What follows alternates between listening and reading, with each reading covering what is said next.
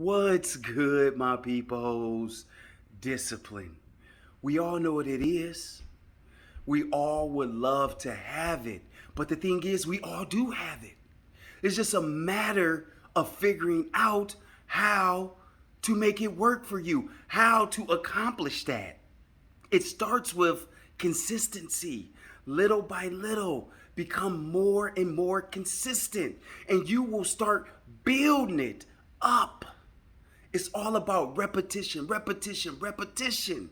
In order to become great, you must start.